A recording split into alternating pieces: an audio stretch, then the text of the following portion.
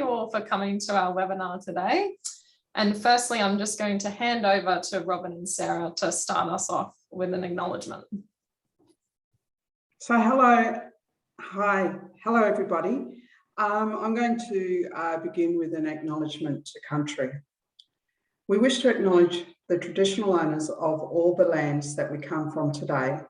And for myself, I'm coming from the home of the Whadjuk people from the Noongar Nation.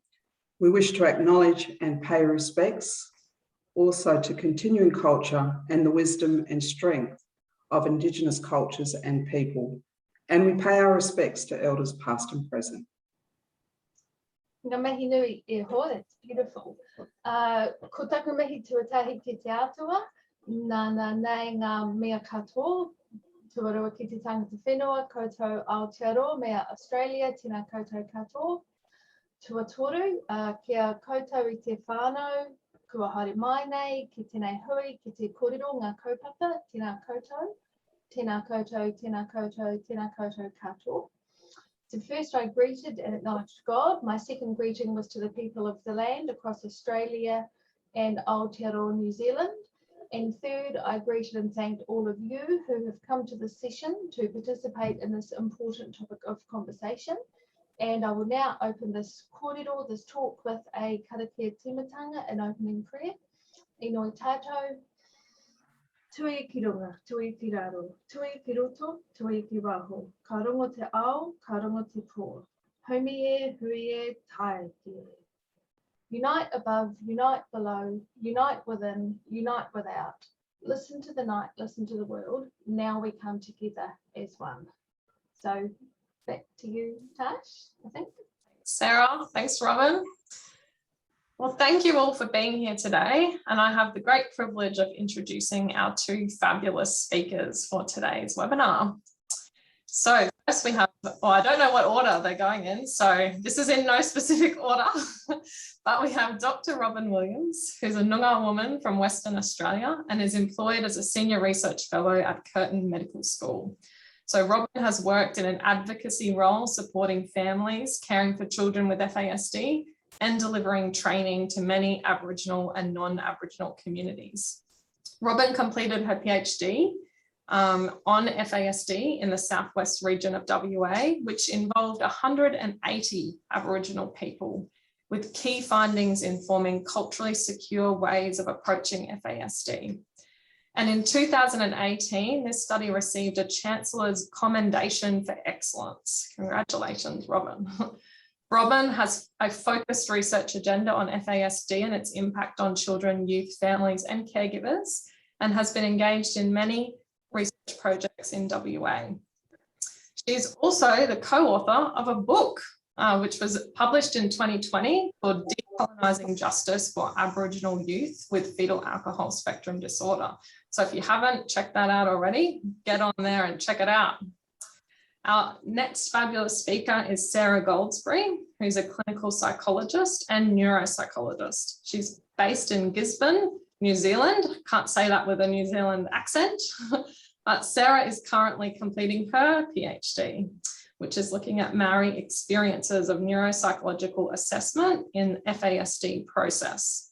So Sarah's background has spanned the Child Development Service, Child Adolescent Mental Health Services, Ministry of Education, Regional Youth Forensic Service, before working at the FASD Centre in New Zealand, which focused specifically on assessment and formulation for children exposed to alcohol during pregnancy.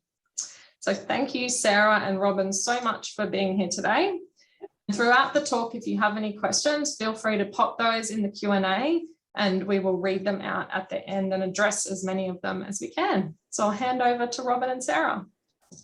Okay, thank you, Tash. So we very much welcome this opportunity to discuss FASD from an historical and international Indigenous lens. We thank and acknowledge APSAD for hosting the Australian and New Zealand FASD Clinical Network today to present this webinar to you. This presentation builds on the work of our own communities and their long ongoing advocacy. We will briefly discuss parallels and differences in the history of Australia and New Zealand and identify the linkages to the present state of overrepresentation of Indigenous children in out-of-home care and the justice system, and the links to disability, and in particular FASD. So the process of colonisation has had a significant impact for generations of Indigenous and First Nations people worldwide. For the past decade or more, Indigenous women have demonstrated leadership in both Australia and New Zealand within our families and communities. The conversation is now also being taken up by Aboriginal men here in Australia. Whilst more Aboriginal people in Australia don't consume alcohol, it's well documented that those that do consume alcohol at risky levels. We will conclude our presentation today with an urgent call for action. Action on prevention and timely response to the needs of Fasd in our communities. Action as well on the overrepresentation of children and youth with Fasd in the care system and the justice system. So we begin our yarn today, our kōrero, our talk, paying our respects to the stars.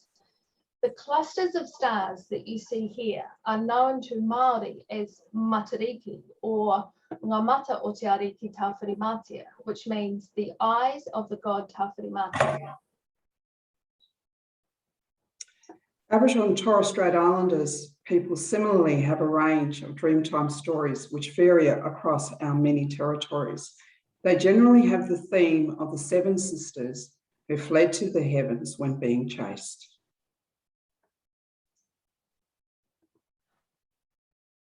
We have a commonality as Indigenous peoples of rich narratives about our histories, including innate connection and interdependence with our family, our tribe, and the land. Our conceptions of self have more meaning in the context of the we than the I.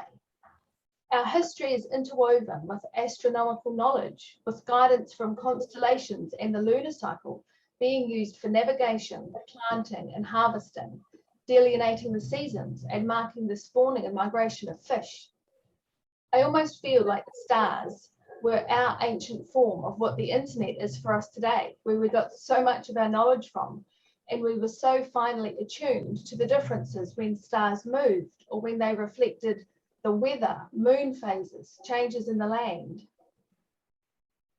So it's important for both of us as Indigenous women presenting to you today that we set the foundation of our yarn on the basis of Indigenous strengths, a reflection on the power that our people have and the skills and knowledge we use to survive on our own for hundreds of generations.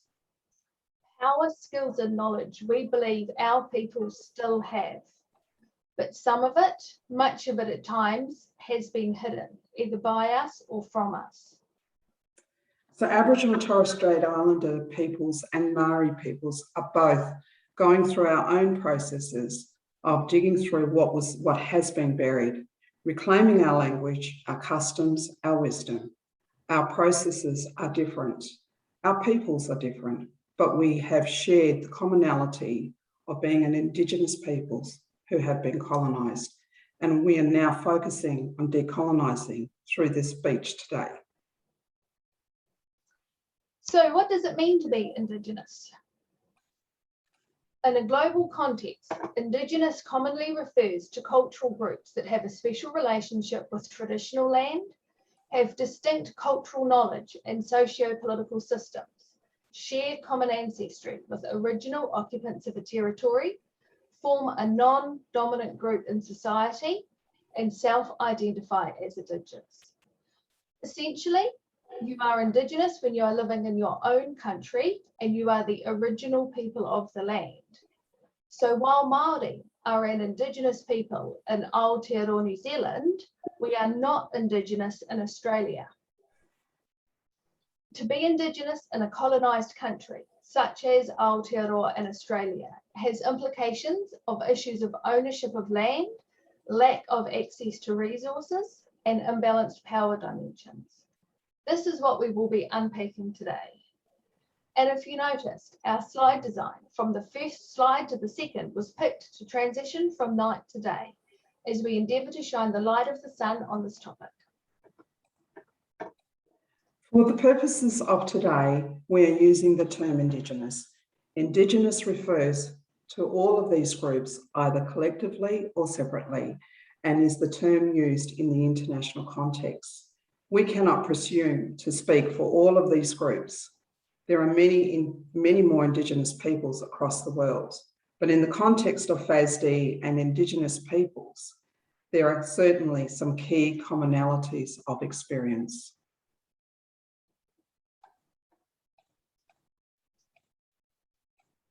Kia whakatōmuri, tia haere whakamua. I walk backwards into the future with my eyes fixed on my past. This whakatauki, this proverb, speaks to Māori perspectives of time. For us, the past, present and future are intertwined. Life is a continuous cosmic process where time has no restrictions. It is both past and present. Therefore, past is central to and shapes both present and future identity. The strength of carrying one's past into the future is that ancestors are ever present, existing both within the spiritual realm and in the physical, alongside the living as well as within the living. The complications of this, though, is that unaddressed historical trauma still affects us daily. So similar to Indigenous families globally, one of the strengths of Aboriginal culture is the kinship and extended family structure and the ability to adapt and survive. Caregiving, as we know, is collective and shared amongst immediate and extended family members. In the past decade, there has been an emerging body of evidence recognising that culture is an inherent right and should be grounded as part of interventions. To truly understand what is happening today for our peoples and how we move forwards, we need to understand what has happened in the past. There is much beauty and knowledge from both of our ancestors pre-colonisation that would be meaningful and useful to share to really understanding who we were and who we can be again. Your own understanding of this, if you are a non-Indigenous person, needs to come from your own learnings and explorations, as your positionality and understanding will always be different than that of us as Indigenous women. Whānau, or family, are everything for Māori also.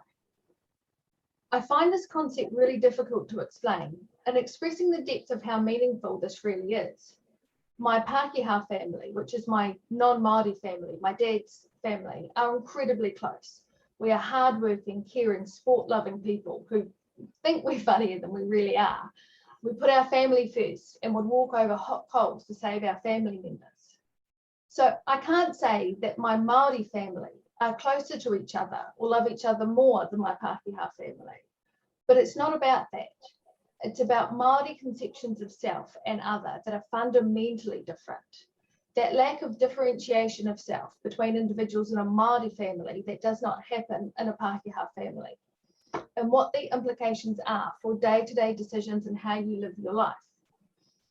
My ex-husband is Indian, and I actually learned a lot about understanding both my Māori and my Pākehā family conceptually during the time I lived amongst an Indian family. Their conceptions of collectiveness were most similar to my Māori family, although culturally very different in how this expressed itself.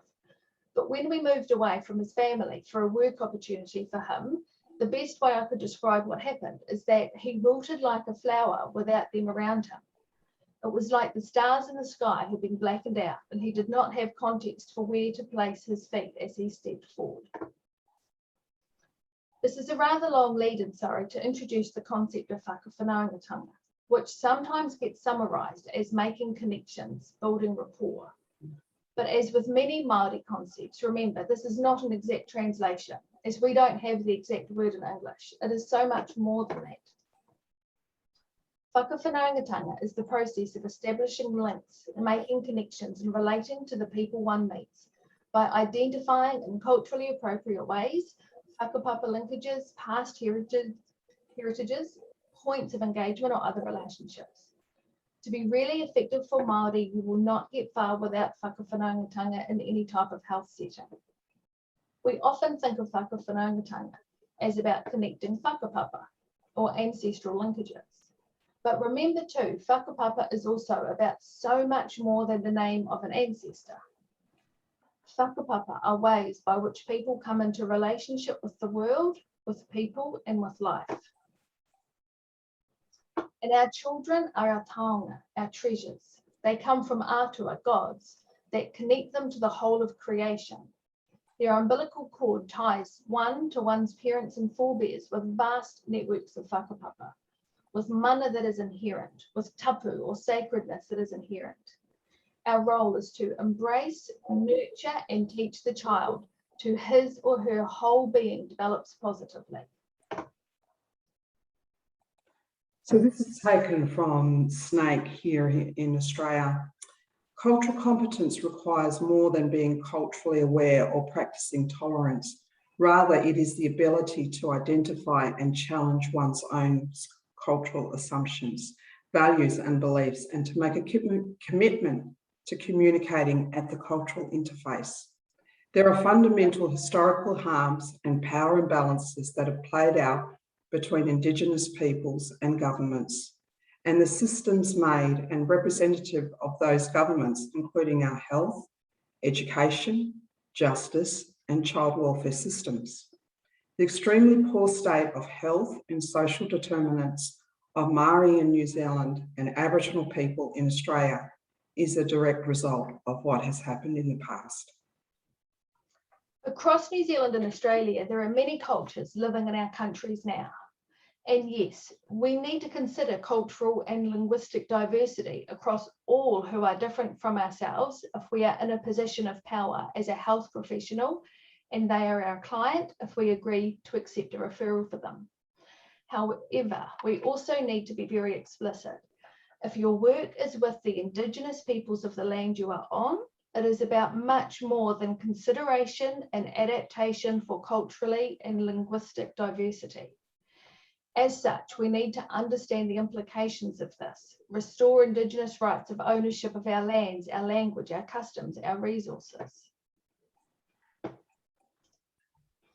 Global subpopulations of children in care, correctional, special education, specialised clinical and Aboriginal populations have a significantly higher prevalence of fetal alcohol spectrum disorder compared with the general population, which poses a substantial global health problem. Young people with Fasd are at risk for poor health, education and social outcomes. But First Nations young people with Fasd face comparably higher risks, particularly with child welfare and justice involvement, a critical need for appropriate resources for First Nations children with Fasd. FASD is a symptom and legacy of colonisation. Consequently, a response to Aboriginal persons with FASD must address two needs: the needs of persons affected by FASD and the need for decolonisation. In Aotearoa, we hear a lot about colonisation at the moment. To make sure we are all on the same page with our understanding, let's look at what this actually is. Oxford Dictionary Online defines it as the action or process of settling among and establishing control over the Indigenous people of an area. The action of appropriating a place or domain for one's own use.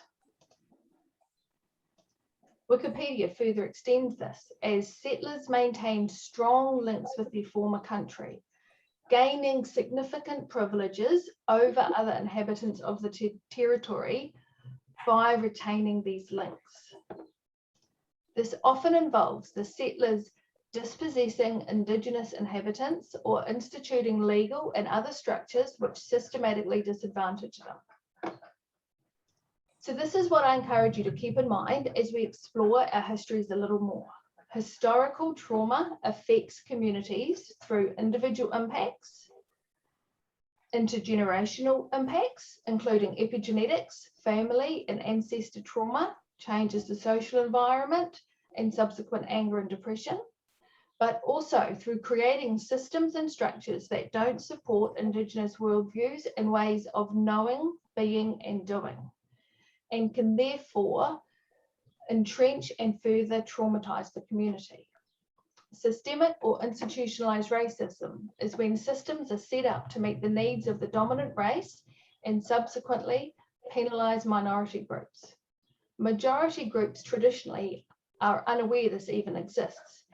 Hence, many recent high-profile challenges to become aware of the systematic racism around us and within us. And we need to be thinking about what the impacts of this are for our clients and for our own roles, our values and beliefs as clinicians. Okay, so this slide is around Aboriginal and Torres Strait Islanders, and that they made up over 500 different groups of Indigenous people, and over 300 languages are still in use today in Australia. And that really is an indication of the diversity amongst Aboriginal people here. Each group lived in close relationship with the land and had custody over their own country, and society was organised by social structures and a sophisticated kinship system. Our ancestors inhabited the Australian continent for over 50,000 years. Some reports suggest over 65,000 years ago.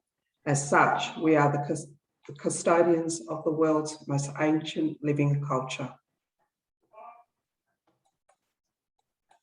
So as part of that colonisation process in 1770, during the first passage voyage, James Cook claimed possession of the east coast of Australia for the British Crown. Under his return to Britain, Cook's reports inspired the authorities to establish a penal colony in the newly acclaimed territory. The new colony was intended to alleviate overcrowding in British prisons, expand the British Empire, assert Britain's claim to the territory against other colonial powers, and establish a British base in the global south.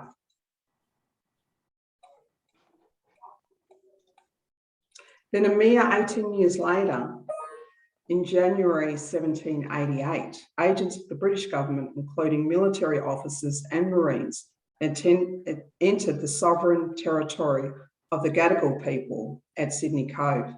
There they established Britain's first Australian penal colony. That word is getting me. Colony.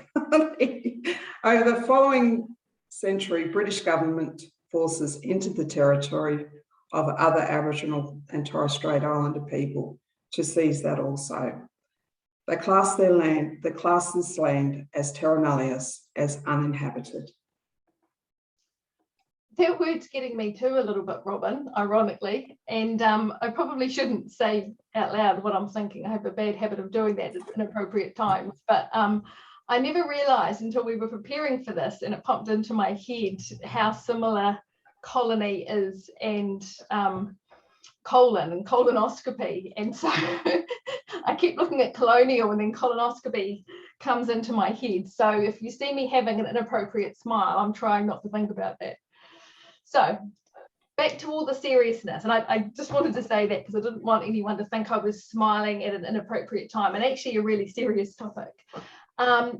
But while Australia has one of the oldest human histories in the world, and I didn't realise that until we were preparing for this, and I just found it amazing. Over 65,000 years. And Robin, your ancestors obviously knew some stuff that we didn't, because we're about to blow ourselves up after 2,000 or 3,000 years of Western life on this planet. But the land of Aotearoa is home to the shortest human history in the world, which I also didn't realise until I was researching for this. It's estimated that our country has had a population of people settled on it for less than 800 years. Kupe is attributed with the discovery of New Zealand. The timing is not certain, but estimated around 950 AD. The Māori name for New Zealand, Aotearoa, long white cloud, is said to have been given to the islands by Kupe's wife upon seeing the North Island for the first time. So Kupe returned home, shared what he'd learned, and then several more waka came, canoes, about 1250, 1300, And around by 1400, all of New Zealand was thought to have been explored. So in 1769, on the same Pacific voyage where he landed in Australia, Lieutenant James Cook landed on the east coast of New Zealand. In fact, the very first soil that they set foot on is about 5 kilometres that way as the crow flies from where I sit today. So after documenting New Zealand's location upon his return, hundreds of sealers and whalers arrived in the last 2 decades of the 1700s, followed shortly by Christian missionaries. So New Zealand was initially seen by the British as an economic and cultural outpost of the New South Wales colony. And I mean, I'm not exactly a history buff, but it looks like they went, whoa, Aussie, check out their resources. New Zealand, we won't worry about you guys too much. And they sort of ignored us for a while. We didn't get our first official resident appointed, British resident appointed in New Zealand until 1833. That's 64 years after Cook came that they put a British official here. So you can imagine after all that time that poor Mr. Busby didn't have a lot of success in gaining authority over the British residents or of Māori for that matter. And also after all that time, they were struggling with each other in many ways. And so hence the eventual development of Te Treaty of Waitangi in 1840, the Treaty of Waitangi. There were 2 versions of the document, one in English and one in Te Reo. Essentially, even though we had a treaty, it wasn't stuck to. So yes, there's differences in the wording, but it's more than that. Promises were made that were not adhered to. Over 200 pieces of legislation were passed to inhibit our language, traditional healing, customs, values, in an attempt to assimilate us into the mainstream European or British culture.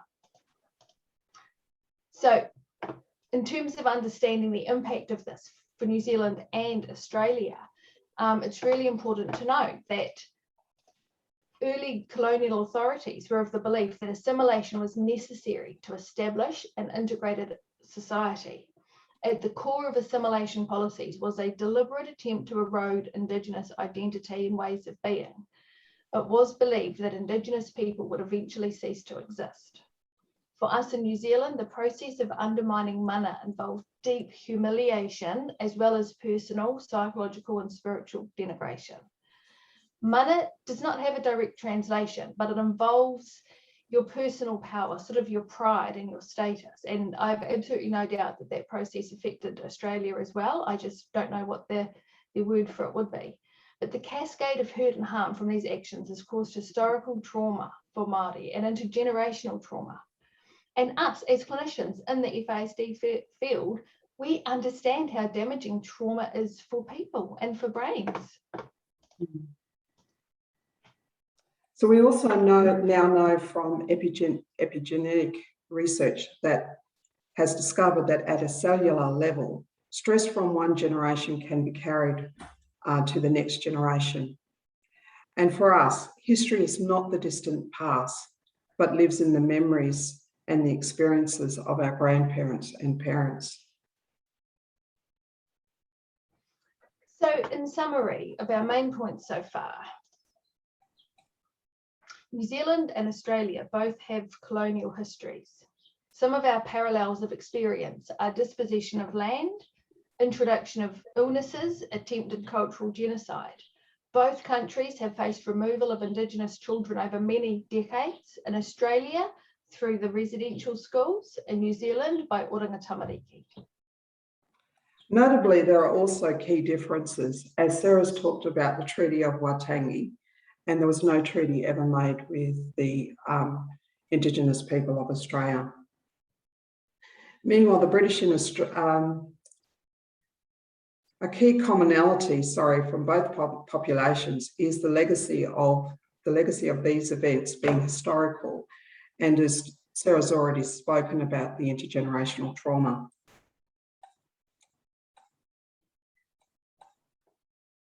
Colonisation created a new poverty for Indigenous families that they are still recovering from. Indigenous populations experience significant health disparities and poor social health determinants, which can be linked directly to the impacts of colonisation, racism, and trauma.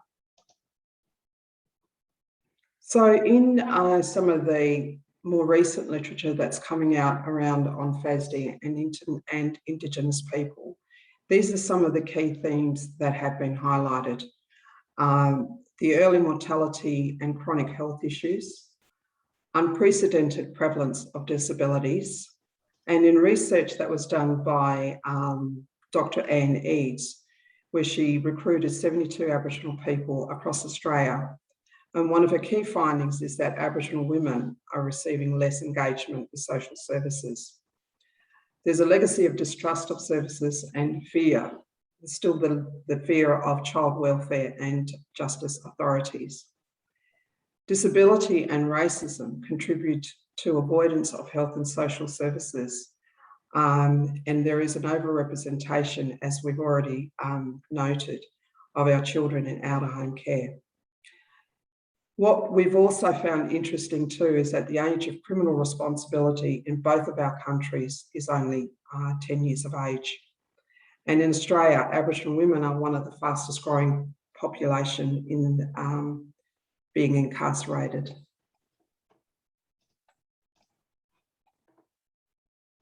So this slide here is from the Aboriginal Healing Foundation.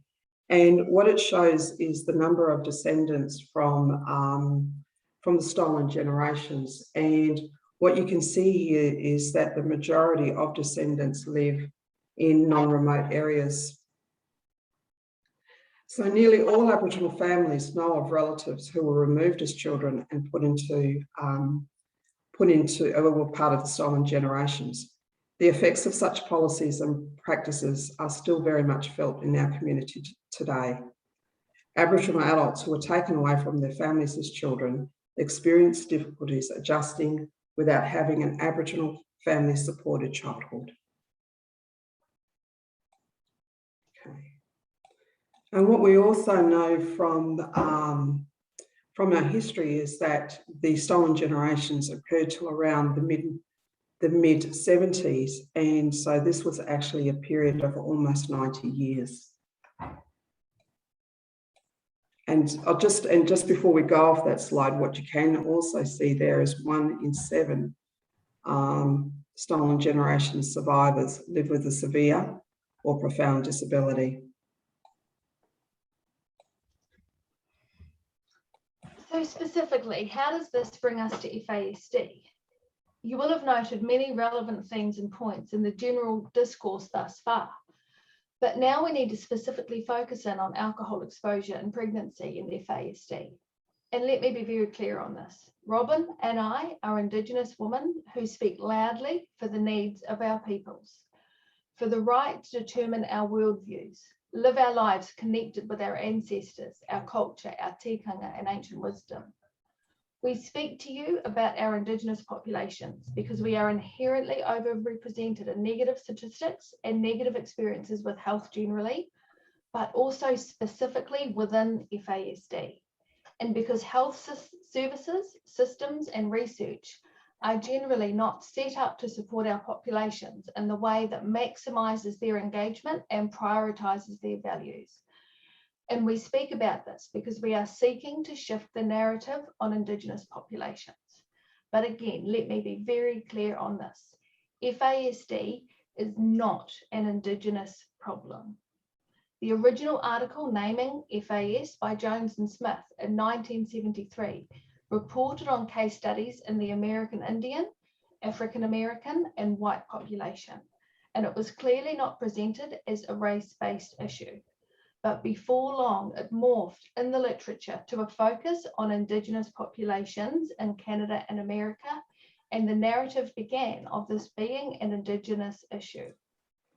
In a similar way, the early talk about FASD started out as focusing on mothers who were alcoholics and focusing on facial features.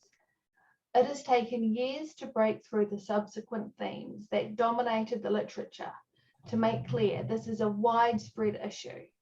In New Zealand and Canada, only around 5% of those diagnosed actually present with facial features and where most mothers are not alcoholics. It takes as little as 7 standard drinks or 2 lots of 4 standard drinks to cause permanent lifelong disability. And that is an average or sub-average week for so many of our populations in Aotearoa and Australia. And with 50% of New Zealand pregnancies unplanned, this is a widespread issue across all areas of society. But it must be approached differently for our Indigenous populations because of the inherent structural racism and impacts of colonisation that we have discussed today.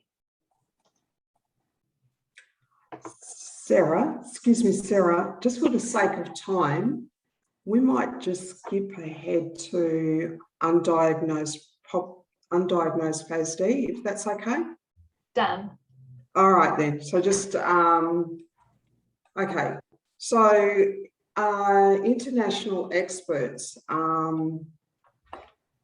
have advised that approach to Fasd must consider undiagnosed Fasd, and at times in some families, and this is again across all races, in approaching Fasd from a generational perspective as well. Also in this article by in 2019 by Bird and Popova, they identify the concern that there are millions of people living in the world with Fasd that has gone unrecognised and undiagnosed.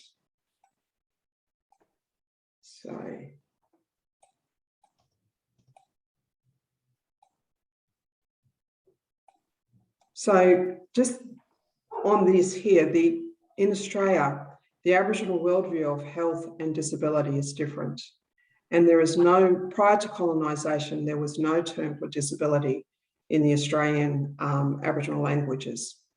We also know that there's been very little research on disability and Aboriginal people.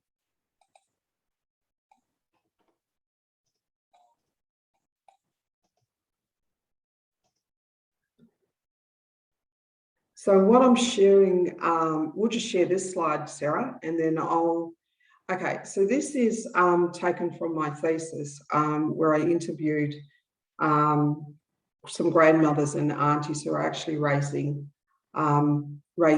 nephews and grandchildren with Fasd. And here you can see what is one of the common themes that's coming across from carers raising children with Fasd, not only in Australia but globally, that they're not getting the kind of support that they need to get. And we'll just go to the themes. So the next one, the next slide. Okay, so another thing that came across in the research that I did was that 3 of the families were actually raising more than one sibling with Fasd, and none of the children were raised by their biological parents. And also none of the families had been provided with Fasd training. Kinship carers also experienced their own chronic health problems, and this impacted on 2 of the placements. There was also the early mortality of 2 of the carers from 2 of the families. Okay, and I'll hand it over to you now, Sarah, to go where you want to go with the time we've got. Okay, do speak to this one first though. Okay, so also this was in interviewing 180 Aboriginal people in the Southwest. When I asked them what was their preferred way of yarning about Fasd, this was, you could see there what their results were. So they were very much wanting to do it in small groups, face to face, and in community forums. Okay, thanks, Sarah. Awesome. Nearly done, actually. Are we? When diagnosing a child with Fasd, supports intervention and prevention of when diagnosing a child with Fasd, it supports intervention and prevention of further exposed births in siblings with FASD. And when we don't do this, we have missed opportunities for intervention and prevention. Reid 2018 noted most children in care were not likely to be assessed for FASD and as a consequence received no Williamson Badgery received no access to early interventions to improve their quality of life. The Reid quote is, FASD is a significant public health concern that is currently under-recognised and consequently underdiagnosed in Australia. Mental health supports and FASD-informed care could alleviate justice system pressures and health system pressures and nannies and kinship carers up and down the country. Now, I think I have a blank slide. Oh, no, I don't. I have a quote. So, and just pulling through to a close, I just put a couple of comments in here around assessment. As you know, that's my two great loves, are FASD assessment and Māori perspectives of health. And most of you have listened to me talk before will have already heard this. Ka runga a karu, ka kitea a taringa. Hear with your eyes and see with your ears. And I specifically apply this to neuropsychological assessment. I'm always saying it is not just about the numbers. It is about the space in between the numbers, around the numbers, transcending the numbers. Rongo is about listening to our senses, not to be confused with rongo, which is remedy, medicine, and treatment. And my aspirations, my dreams, my moi moia for the future is weaving Indigenous and Western worldviews within the assessment and diagnosis of FASD. So when assessing Māori and their whānau, we must recognise the importance of Māori value systems and how predominant Western medical models can alienate or unintentionally reinforce intergenerational trauma. We have to identify ways to engage with iwi community stakeholders to partner with us, examine practical applications of how to integrate a Māori worldview while walking together and occupying the same space with a Western medical program, and consider next steps in developing the integration of Māori worldview in standardised assessment practices. Recently, for another talk I was doing, I sat with my whai tikanga cards, thank you Mātua Andre, and thought what applies to my clinical practice, and the ones that stood out to me, that spoke to me, that influenced my clinical practice. Whanaungatanga, a sense of connection and belonging. Manaakitanga, to care and be cared for. Aroha, giving and receiving love and respect. So for me, it is about connecting with Māori first as a person, as someone who is Māori, and second as a psychologist. Pono, to be honest. Tika, making good decisions. Homero, to be able to see the details. Rongo, listening to our senses. Tumanako, being optimistic. Taonga tuku iho, to protect and live by the values and skills passed down by our tupuna. Ako, learning and sharing. Whakaoho Māori, to awaken your vibrant life force and energy. Whakapono, to engage spirit and have faith. Pukumahi, to be hardworking. Pukengatanga, skilled and being good at what I do. Over to you, Robin. Okay, so this is our final slide. So FASD is, and this is our call to action. And as we are all aware, FASD is a complex disability requiring proper resourcing that was really well picked up in the work by Natasha Reid in her recent journal article. Requires funding, policy and programs in order to effectively respond in child welfare and justice. Building capacity on FASD at local levels and lobbying for resources and infrastructure. And we all know that that has now been happening for a very long time.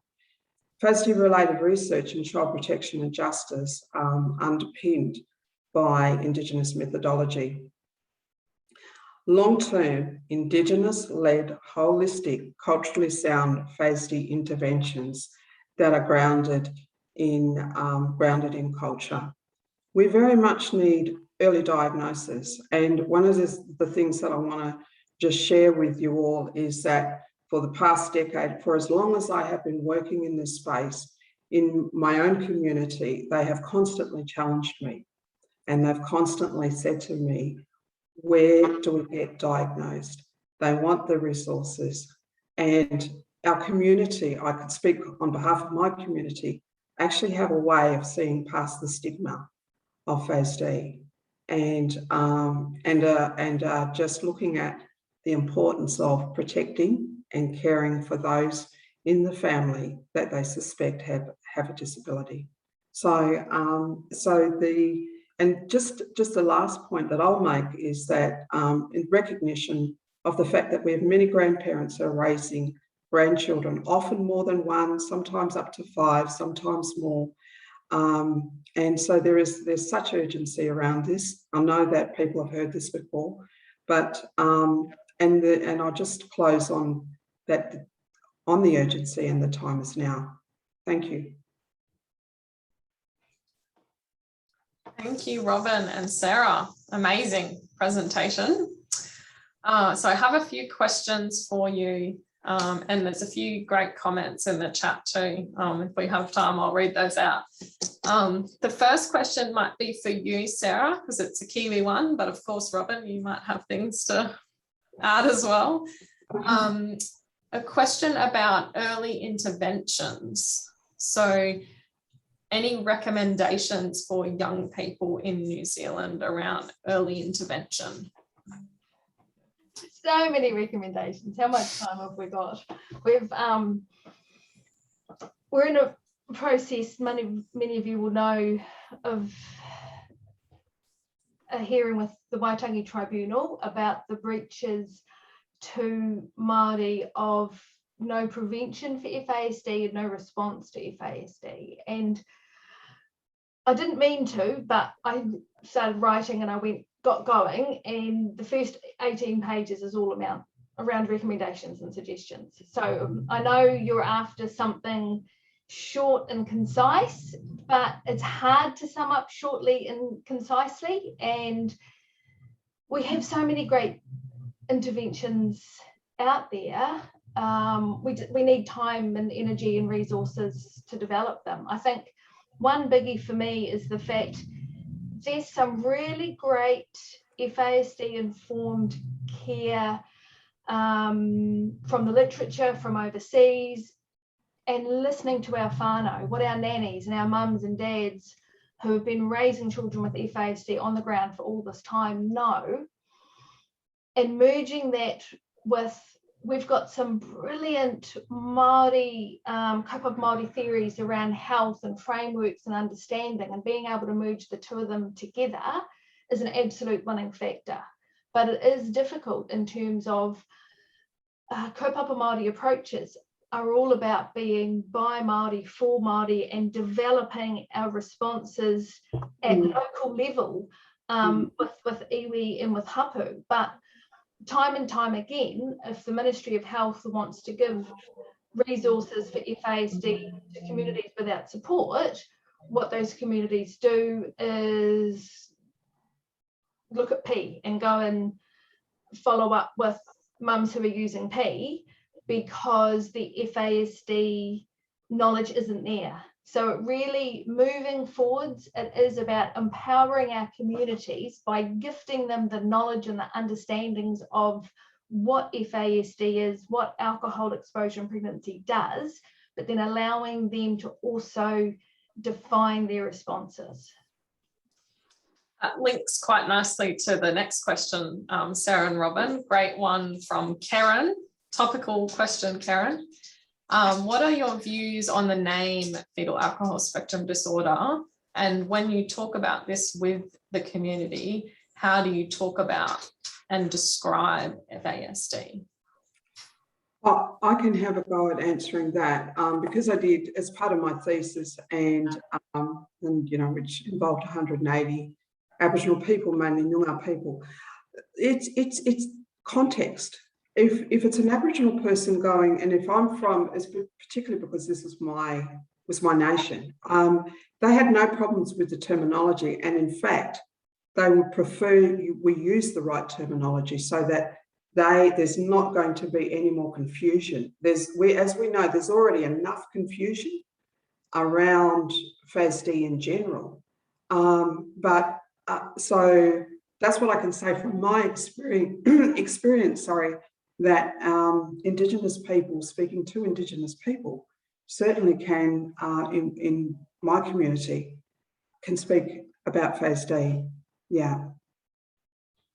Awesome. And it, like, in support of that, so, you know, personally, not the fondest of the name, and I know that there's international discourse at the moment about fetal being a dehumanizing word, and does it purport the stigma? But at the same time, those of us who have been doing it a while, Tash, you know, Robin, you know, most of you on the Zoom will know, we have fought tooth and nail for every little bit of inch we can get to have Fasd recognised. And if we suddenly go and shift the name and the term, that's going to send us back such a long way that, to me, it sort of feels like it would be counterproductive to actually look at changing that name.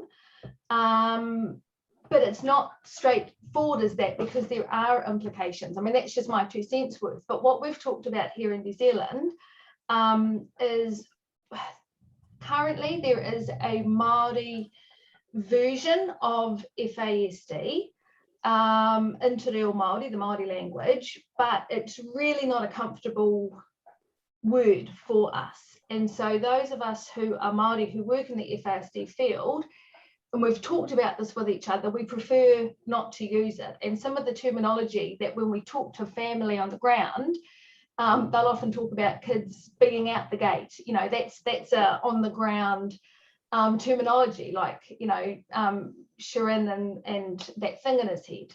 That's a real Kiwi explanation. As you sit down with a family and they're like, man, this kid's out the gate. But what we're looking at is how we can develop a positive, strength-based word for Fasd in Te Reo Māori that we can use within our communities to get this conversation going, but at the same time still linking into Fasd. And one of the things that we're working around is, you know, I'll stop talking.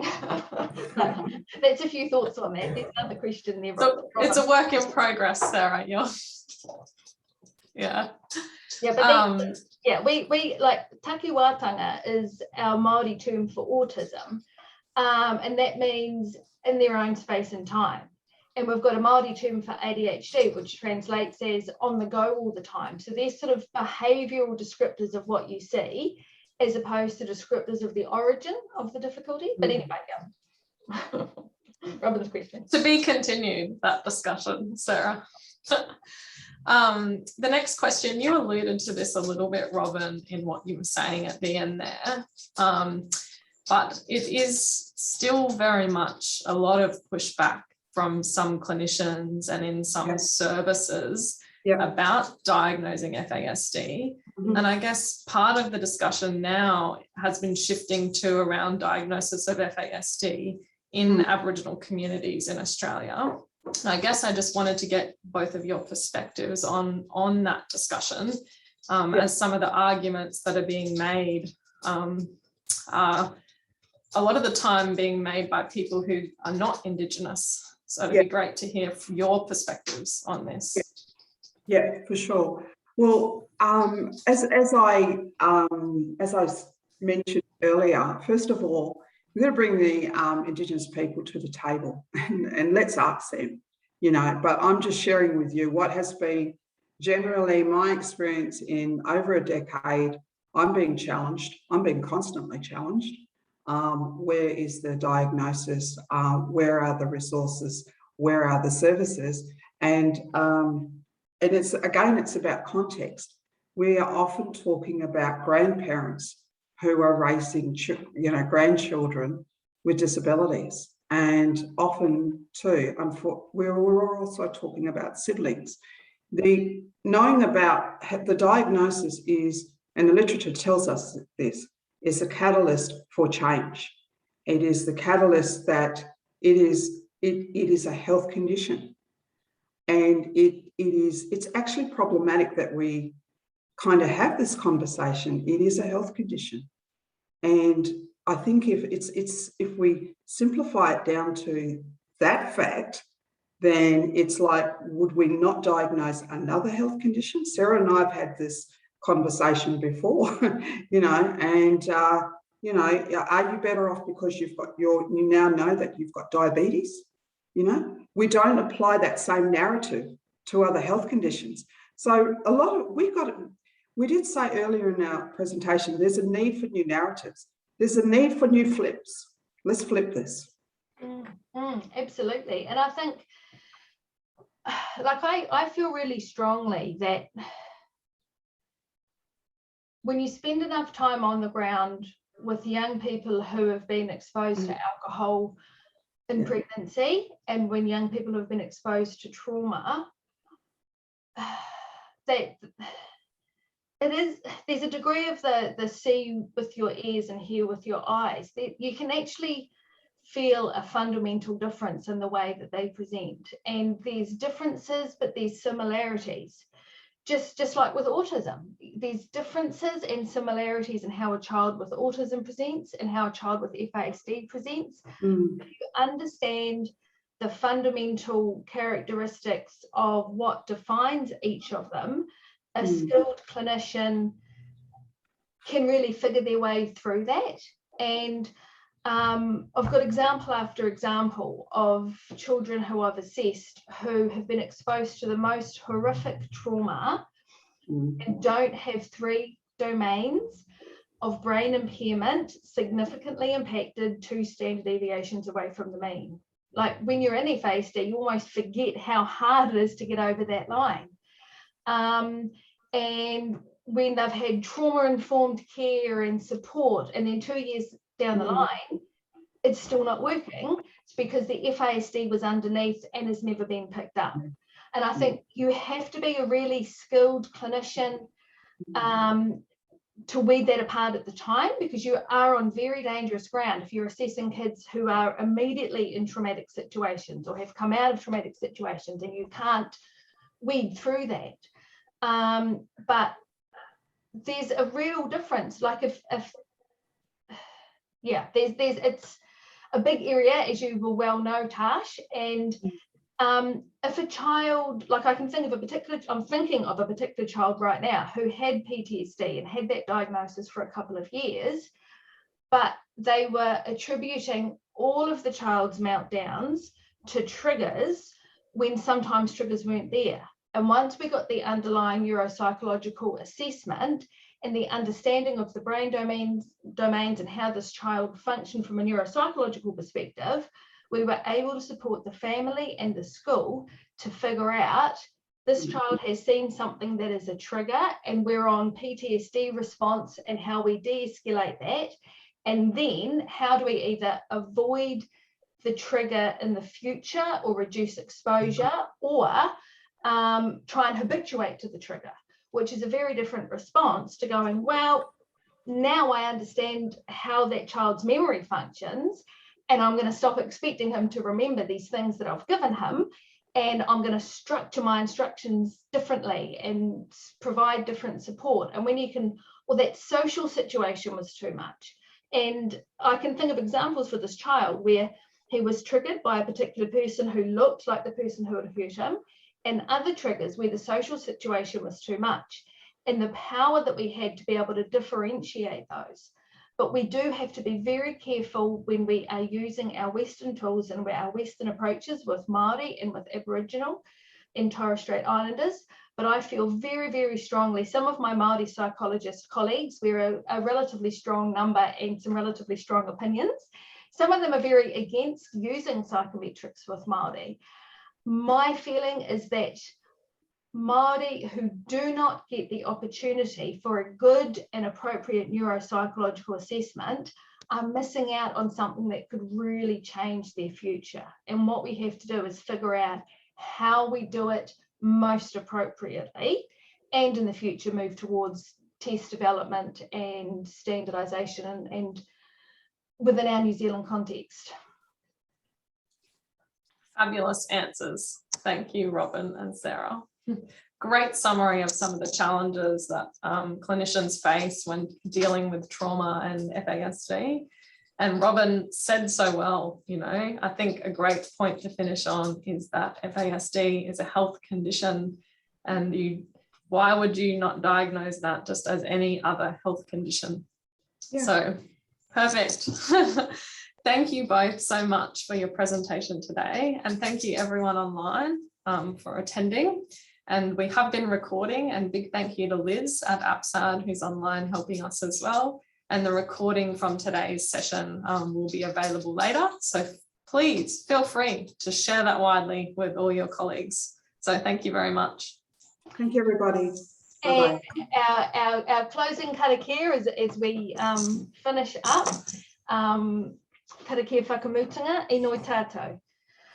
Whakaoho te wairua. Whakaoho te mana. Whakaoho te hinengaro. Whakaoho te tinana. Whakaoho te Māori. Haumie, huie, taiki. So what I've just said is revive the spirit, revive the divine power, revive the mind, revive the body, revive the life force. Join all together, bind all together, it is done. Thank you. Thank you. Thanks, Sarah.